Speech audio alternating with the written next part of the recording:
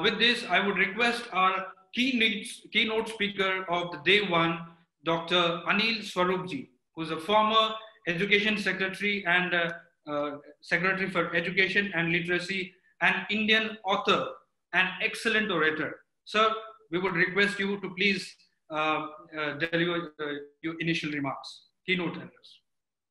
Good morning, and thank you very much for inviting me to this fabulous conference that you're having over 3 days. I compliment you and all the organizers who've got together to discuss what can be done based on what has happened. And I'm so glad that we have the ambassador from Israel joining us. There's so much to learn from that country, so much to cooperate with, and he touched upon some of the issues. There are many, many more things. I've had the occasion to interact with some of the officers from there, and I was very impressed with the way this country has evolved. So my compliments to Dr. Ron for your country and for a wonderful speech that you made here. And I'm sure India will benefit enormously by cooperating with a country like Israel. So compliments to you as well. Now, what I'll try and do today in the time that I have is to touch upon certain aspects of the national education policy, which was announced very recently and which can actually transform education in our country.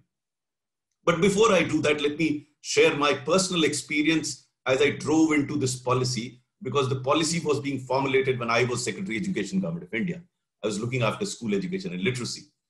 Before I became School Education Secretary, I was looking after a totally different sector, the coal sector. And coal sector was in serious crisis when I joined in there. In fact, when I was posted as coal secretary, I did not know much about the sector, and I rang up a friend of mine to ask him how the sector is.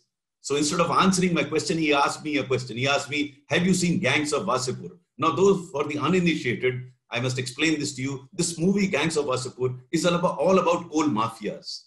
So coal sector was run by mafias. Again, I will not dwell upon the coal sector, but soon I got posted as Secretary of School Education. I had this feeling that I was now moving out from the dark dungeons of coal mines to the bright lights of school education. But what I discovered here in school education was totally different. Whereas in coal, all the mining was underground and the mafias were overground. In education, all the mafias were underground, masquerading as great people and eating into the essentials of Indian society. So that really hit me very hard. How do you handle that? And in my recently released books, which you didn't mention, The Ethical Dilemmas of a Civil Servant, I touch upon certain aspects of school education that are being hit by these mafias. I have gone ahead and explained each of the mafias. Now, the good news is that the national education policy touches upon a number of aspects that I've raised in the book in terms of those mafias. And as I go along discussing some aspects of the policy, I will try and explain how that policy intervention will actually ensure that those mafias don't flourish. First of all, I think the national education policy is probably the finest document that you can think on education, because it touches upon almost every aspect of school education. So I will look at this policy at two levels. One at the level of the theoretical postulates that are there in the policy, and the other is at the implementation level. Because I've always believed, I remember when Dr. Rangaranjan came and met me and asked me for my suggestions to be incorporated in the education policy, he was a bit surprised by my comment. I told him, you are wasting your time. And he was a bit shocked because we had set him up, we had set that committee. But since he was asking to me in my different capacity, I thought I should tell him what I felt about it. I told him very clearly that policy is good, you come up with a policy. But the problem in India is not regarding policy as much as implementation. So the policy must contain an additional chapter or chapters in terms of what needs to be done, how it will be done, who will do it, by when it will be done. And I'll come to this later on as I describe and as I discuss the implementation aspect of the policy. But let me touch upon the initial fabulous parts of these policies, which I call one of the finest documents that we've had. I think the best bit that has happened in the policy is the focus on early childhood education. All researchers have clearly established that the brain of the child gets formulated in the first 7-8 years. But so far, all our education was focused from class 1 and thereafter, not before that. So the policy does this beautifully. It not only gives out the rationale for this, but comes up with such suggestions which can be implemented. So the focus now shifts on also on preschool education. It was happening in urban areas. It was happening somewhat in a private domain, but a large number of children study in government schools. And that is where this aspect of education was missing, school education was missing. So that's a brilliant aspect. The second very important point and very useful point is using mother tongue as a medium of instruction from class 1 to 5. Now, many have criticized this, little realizing that here again, large number of researchers have clearly revealed that understanding of complex concepts, formulations is much easier in mother tongue. Dr. Ron is here, probably he'll bear me out after I complete. Even in Israel, if I understand correctly, in the initial years, you are taught in the local language because the concepts can be much better understood when you study in a language which you speak at home. So that's, to my mind, is extremely, extremely important. There could be a problem here because we are so fascinated with English. You know, the colonial hangover continues to obsess us. And we feel that unless we learn English, there's nothing wrong with the language. I'm all in favor of learning English. But the question is whether the medium of instruction will be English or not. Here, there is some apprehension also in the minds of schools that are teaching in English medium that they will have to switch over to a local language. The policy does not mandate teaching in mother tongue. And in fact, the entire policy, there is no mandate there. Policy is a roadmap. Those that perhaps wanted to follow that road now have an additional basis on which they can actually traverse that road. And over a period of time, I think people will understand the utility of teaching in mother tongue and switch over to that. There could be some practical problems there, which I'll discuss later on. But the fact of the matter is that the policy focuses on teaching in mother tongue for very good reasons. The third very important aspect of the policy, and which I think Dr. Ron will bear me out, the focus on skilling, the focus on vocational education. You know, in India, vocational education, people opted or students opted for it after there was a hierarchy. Hierarchy was science, commerce, arts, and whoever couldn't do well there took up vocational training. And what has been the consequence? Consequence has been that children have gone on to do their BAs and MA and they don't know where to get their employment. Now, if you skill them appropriately in the desired manner, they would be better equipped to get employment. On the one hand, there is a huge skill gap. We are short of, skilled manpower. On the other, we are teaching people, we are training them, we are educating them without much of skills. So skilling becomes very important. And what the policy does is good. It puts vocational training on the same pedestal as science, arts, commerce. So there is no inferiority complex amongst those that will take to skilling. There could be some operational issues. There could be some practical problems. But fundamentally, I think this focus on skilling is very, very good. The fourth outstanding feature of the policy is the flexibility that it provides. The policy provides enormous amount of flexibility in picking up various subjects. Earlier, if you took science side, you had to pick up only some subjects. If you took art side, so a person who's studying in science stream could not take up history or economics, which was ridiculous. Why deprive him of understanding or learning subjects? So this flexibility comes to the child, and I think it's tremendous. One important aspect which I had raised in my book, Ethical Dilemmas of a Civil Servant, was with regard to teachers. To me, teachers lie at the pivot of school education. If we can resolve issues relating to teachers, then half of problems regarding school education will be sorted out. Now, I'm not going into the details of all the problems that beset our teachers, but I will touch upon certain aspects that have been factored in the education policy. In the chapter on mafias, one of the biggest mafia of school education in India is the B.Ed and D.El.Ed colleges, the Bachelor of Education and Diploma of Elementary Education. There are around 16,000 such colleges in India, of which 4,000 do not exist at all. As Secretary of Education, I discovered that to my horror. And in that chapter, I write that we did try to take on this mafia, huge mafia. They had this connection, that everywhere. And we did manage to convince all the chief ministers, all the politicians, they all agreed, and we went ahead with it. So Chairman NCTE, the National Council for Teacher Education, he sought just one piece of information from the colleges. Please furnish an affidavit about your geographical boundaries and the teachers who teach there. Now, if they were to give that information in affidavit, and if that information was found to be wrong, there could be criminal case against them for furnishing wrong information. Now, as I said earlier, many of them did not exist at all. How could they get that information on affidavit? In fact, those colleges could give you a degree and a naukri, that is service, if you paid them well.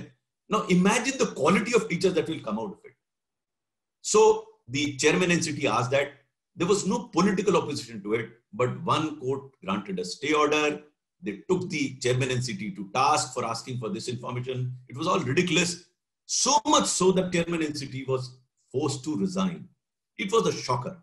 But the good news is that the national education policy takes care of that aspect by bringing in a 4-year B.Ed course. It will be an integrated course. Not only will it eliminate all these fraudulent colleges, but it will also ensure that only such children as are interested to become teachers join that course. Right now what happens is everyone does BA and MA, tries to get employment elsewhere. They don't get it. Then they join the B.Ed colleges and then they become teachers. So it's the last option for them.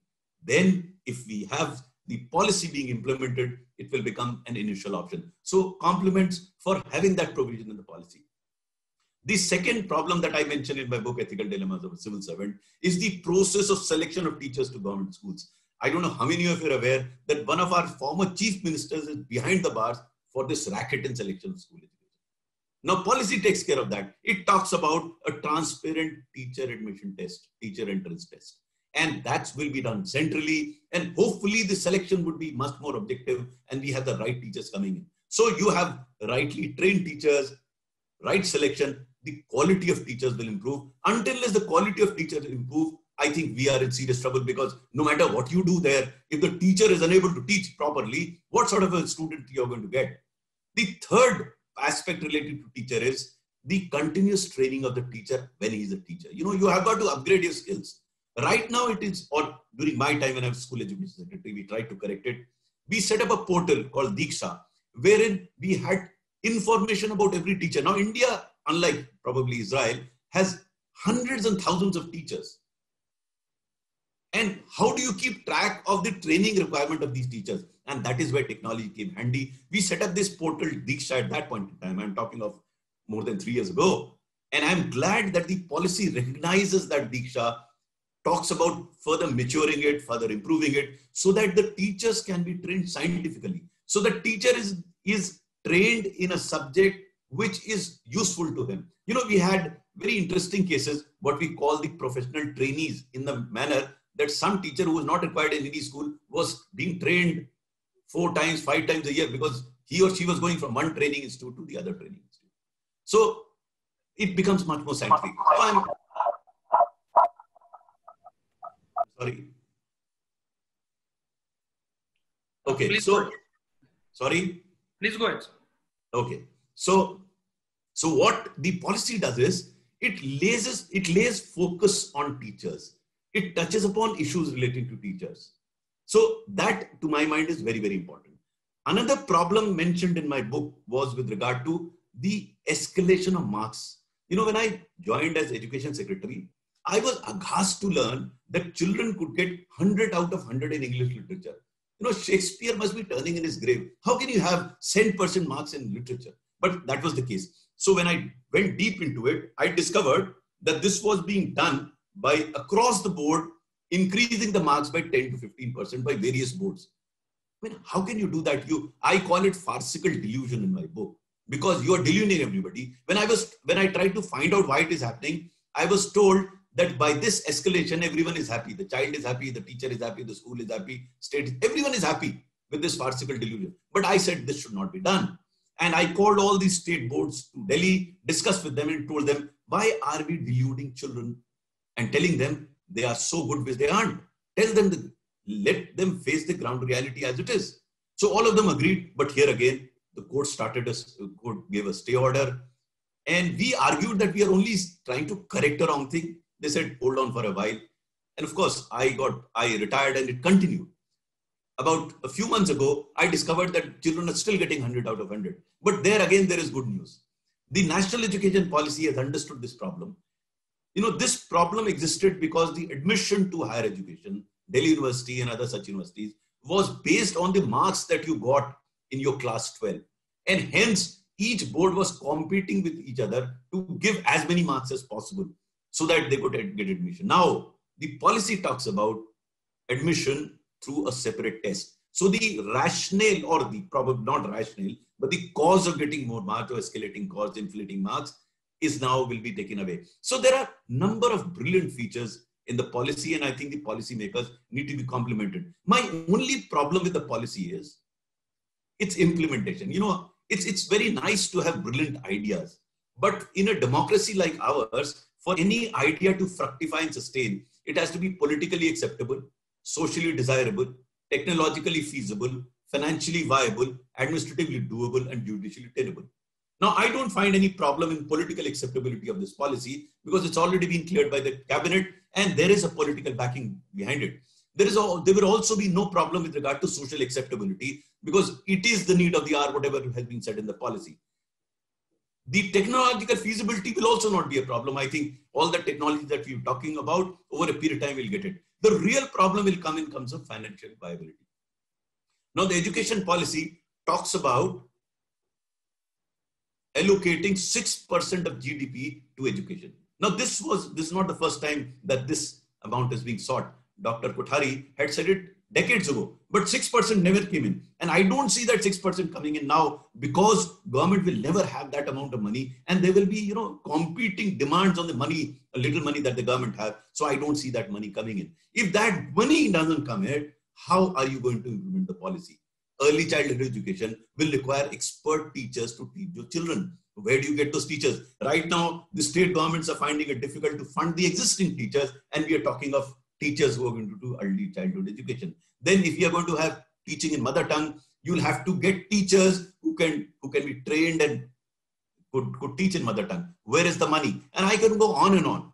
So it will be difficult without the money. And without the money, what do you do? So my suggestion in case of education policy is we should identify those aspects of the policy where there is not much of financial intervention required. And that is where I talked about the teachers. I think if we focus on teachers, all these suggestions that have been given with regard to teachers do not require too much of financial intervention. And that will give us a lot more benefit than probably spending it elsewhere. Of course, there are groups both in the center and the state are looking at it. They're trying to work it out. But my only issue could be these. The second problem that I have with the policy, and that is linked with the first one, is the total ignoring of the private sector. I don't know why this anathema for profit in the private sector everywhere. Why not allow profit? I mean, as Secretary of Education, I knew a number of schools were indeed making a lot of money, but they knew how to not show it as profit. Now, why are we in this hypocrisy? In fact, had we allowed profit to be made schools, we could have taxed them and we could have got some money to be public to public schools. So national education policy is a very interesting subject. I can go on and on, but I'd like to stop here because if there is time available, I'd like to answer some questions. But thank you very much for inviting me here. All the best for your conference. God bless you.